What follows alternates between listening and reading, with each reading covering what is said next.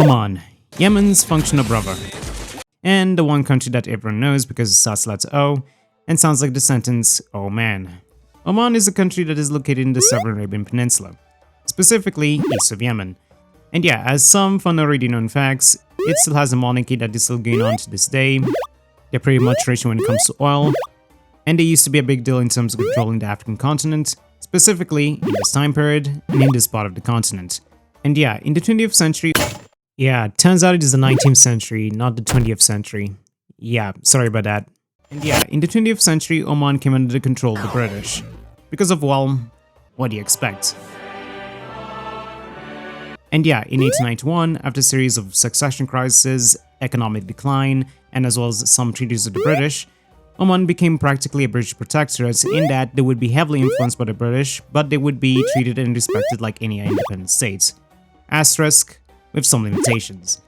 And yeah, British rule would later continue until a certain time period in the late 50s to mid-70s, when due to a number of insurgencies and political pressures under the then Sultan, Said bin Taimur, would later lead to Oman's eventual shift from the British in terms of how they govern themselves, politically and economically.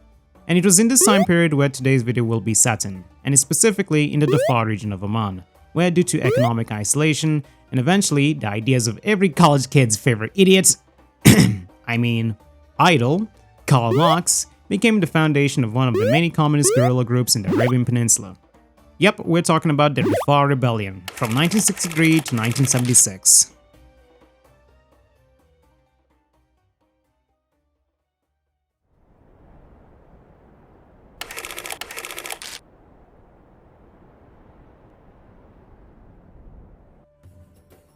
Oman, 1962. In this current time period, the Sultanate of Oman was ruled by Said bin Taimur, who was the absolute ruler of the Sultanate of Oman ever since he took power in the 1930s. And yeah, Oman under the rule of bin Taimur was pretty much an underdeveloped state that was glued to the United Kingdom, as the Sultan was quite adamant in maintaining his control of the country in ways such as banning radios, banning football, banning electricity, and outrageously, oh, fun facts, he banned people from talking to each other for more than 15 minutes and wearing eyeglasses. And yeah, from that you can see bin Taimur was pretty much the textbook definition of a bloody dictator, and or just the average Taliban civil servant. And yeah, from these laws, together with political and economic isolation, would lead to a region in southern Oman to call for further autonomy, and that region was the Dhofar Governorate.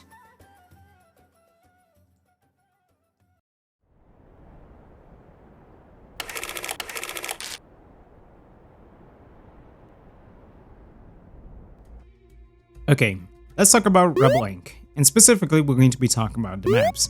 Now you might be asking, hey Theinquist, I thought this video is on Dhofar, why are we talking about some mobile game? And that is why I say, shut. And yeah, Dhofar looks like these maps. Specifically the Southern Desert, the Distant Steppe, and the Black Caves. And from that is basically my explanation of Dhofar's geography and culture at the time of the war. Okay, if you didn't get it, in short, basically, Dhofar was a dry, neglected, deserty, mountainous region that the Omani government basically treated as a dependency of the country. And yeah, I just thought of saying it because, well, I played it to immerse myself into the topic, so yeah, pretty much I guess. And yeah, the peoples of Dhofar were pretty sick and tired of the Omani government. And this resentment towards the government would lead to the formation of the Dhofar Liberation Front, or DLF. And yeah, the DLF at the start of the war was pretty much normal in terms of what they wanted from the government, as they wanted stuff such as autonomy for the region of Dhofar, a stop to repressive laws, and just wanting the government to just stop being a bunch of prudes when it comes to stuff such as modern medicine, education, and basic infrastructure. And yeah, the DLF initially was really well in terms of actually getting support, as their first ally was Saudi Arabia, who supplied arms and ammunition to the DLF in order to destabilize Oman over the disputed ownership of the Borami Oasis, which is currently a border town that is on the UAE-Omani border to this day. Oh, and also some imam who got exiled from Oman because he led these number of revolts against the government. And yeah, pretty much. But something would change in the South Arabian Peninsula that would greatly change the emotion of the DLF and what they stood for. And that was the emergence of the People's Republic of South Yemen. Or South Yemen, if that was so much of a mouthful, because let me just be honest, it was for me.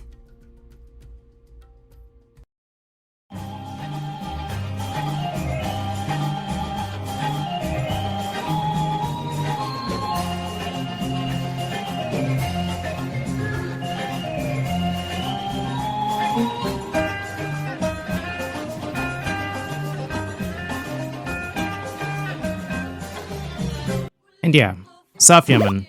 South Yemen was really supportive of the DLF, as due to the fact they were Marxist-Leninists. Nope, no they were not. They saw the destabilization of the Omani monarchy as a necessary good for the spread of socialist principles in the Arabian Peninsula, and as well as getting rid of the British as a whole in the region, especially during the aftermath of the Six-Day War, which, if you didn't know, was the time Israel clutched its existence against its Arab neighbors, and surprisingly, they won. By a lot. And yeah, so basically, during the 1960s, if you're an Arab at this time, you really hated outside influences that brought detriment to your own people and your own country as a whole. And yeah, the DLF would later accept South Yemen as an entity of support, and as well as other countries such as the Soviet Union and the PRC, or just simply West Taiwan. And yeah, if you know what time period this is and what is likely going to happen, then you would know that the DLF would turn communist, as in 1968 the DLF would change into the PFLOAG, or just in long form, the Popular Front for the Liberation of the Occupied Arabian Gulf.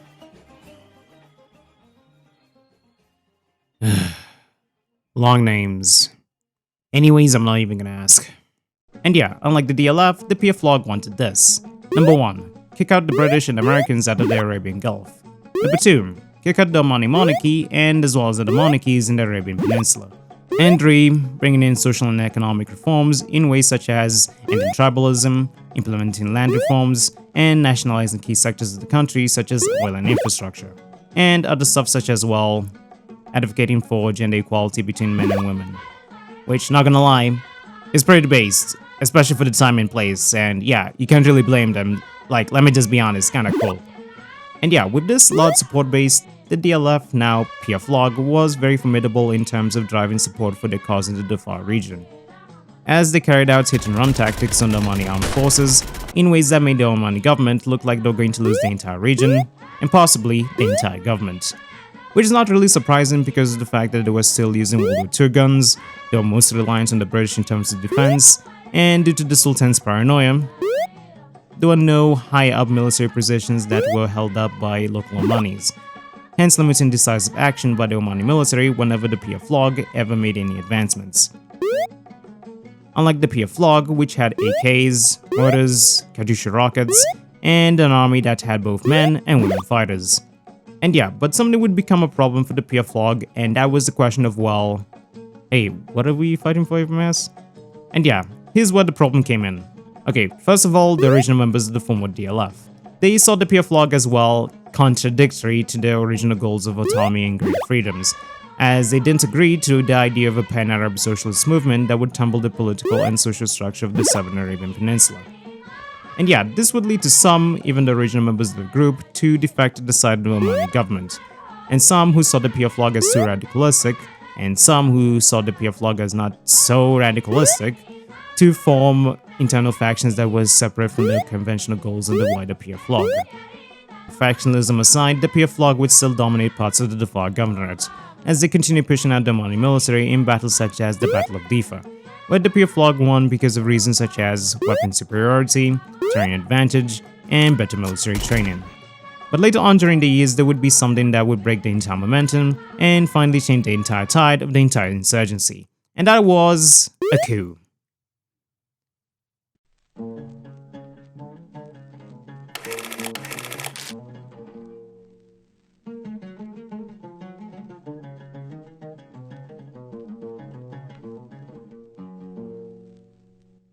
Okay, it's July 1970.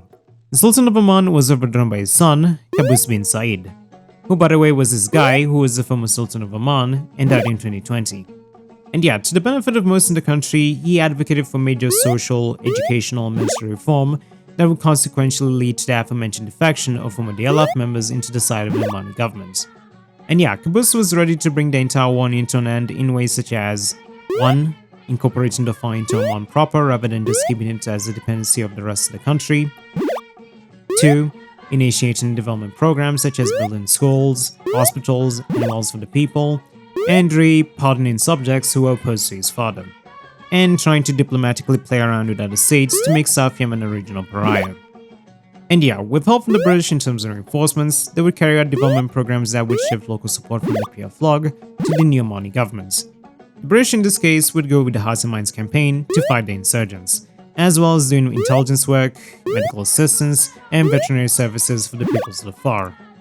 And yeah, the British government under Prime Minister Edward Heath would support this by supplying rural engineers, who would do things such as constructing schools, health centers, and walls for the people, and as well as medical teams that offered medical assistance for those in the region, with the central base being the coastal city of Salalah. So yeah, this approach was actually, well, working very well, surprisingly enough, as people in the Dhofar started to agree more with the government rather than the PFLOAG. And this is greatly supported by the fact that the government also used the radio, and other news outlets to spread the narrative as the entire war was progressing, as news from the PFLOAG was seen as exaggerated and stereotypical, while news from the Omani government was seen as factual and trustworthy in the eyes of the peoples of the Dhofar. Okay, not gonna lie, this photo would have been so smooth as a ground news sponsor ad, but hey, look at my sub count, so yeah. Unless... Oh, by the way, I'm not sure if I said this, but the SAF would finally get modern weapons, training for individuals into higher positions in the military, and a bunch of large-scale weaponry and armaments that could counter the heavily armed insurgents in the PFLOAG. Oh, and also there would be the formation of the Fur Cats. There were military units that were comprised of former DLF members who got military training from the British SAS. And yeah, these new implements, as well as new policies, would later lead to the eventual fall of the PFLOAG in the Dhofar region.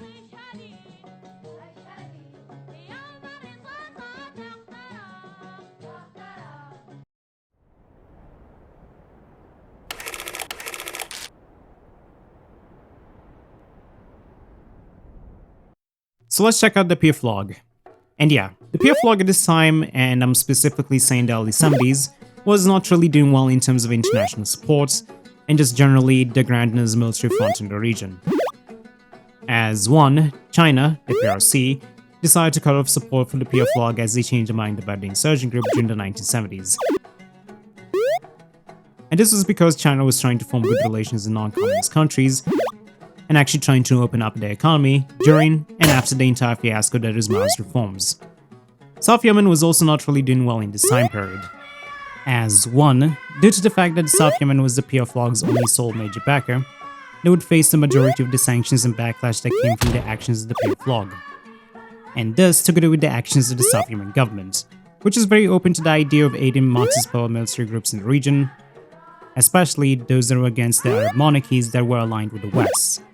Now, being South Yemen, you would think, I'm gonna get a lot of enemies. And that was the case. And as a result, the international community and most of the Arab community would respond by doing this. Number 1, ostracism by the Arab League. Number 2, economic cutoffs.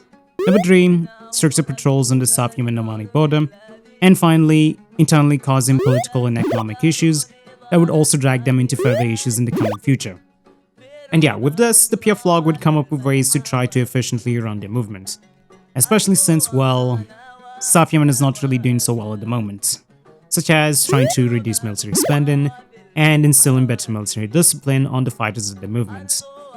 And yeah, not to mention about the fact that due to the fact that they were Marxist-Leninists, their ideals would be seen as opposition to the tribal and social structures of the peoples of the Dhofar, as Marxism and Leninism were and still are pretty much against a lot of the teachings of Islam, which, by the way, is the main religion of the entire region.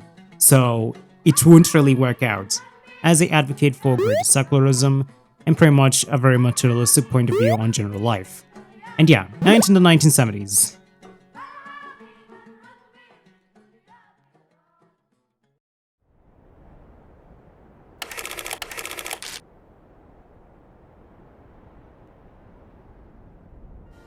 And yeah, after everything I said about the PFLOAG, they would gradually fall as the years went by. As for example, they would suffer a number of losses from a number of battles such as the Battle of Mirbat, where even though they outnumbered the SAF and the British by the hundreds, they would still lose as they were faced with superior weapons, and most critically, air support. And yeah, in 1974, due to several splits and defections from the movement, the PFLOAG would rename themselves into the PFLO, or the Popular Front for the Liberation of Oman. But this name change would still retain the course into the eventual collapse of the movement in the region, and as well as the rest of the country. As later on in 1974, going towards 1979, the SAF, the British, and as well as other countries such as Iran, would slowly but surely retake more land as they tried to cut off communication lines, logistic bases, and rebel holdouts that assisted in our PFLOAG. And finally, in 1979, the war would come to an end, as due to poor coordination and poor use of certain weapons such as this one, and also greater support for the Omani government both locally and internationally, the few remaining rebels would either surrender to the government or just flee to the neighboring country of South Yemen, where most of them would seek political asylum during the closing events of the war. And yeah, finally after about 12 or so years of fighting, the Dhofar War was officially over. Sultan Qaboos would carry out a series of reforms that would reshape Oman and finally modernize the country into what we all see Oman today. And yeah, Oman today is pretty much peaceful of what I can say, as Dhofar today is doing well as a part of Oman under the new monarchy. And overall, Oman continues to be a rich, neutral Arab state in the Southarabia Peninsula even to this day.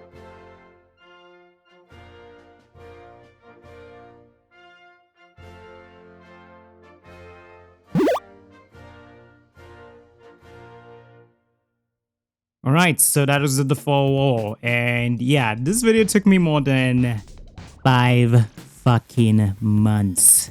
And yeah, at this point, this entire region and war has just been embedded in my bloody mind for like, I don't even know how long. I have just been listening to many songs from this single region so as to get into the mood of actually making this video.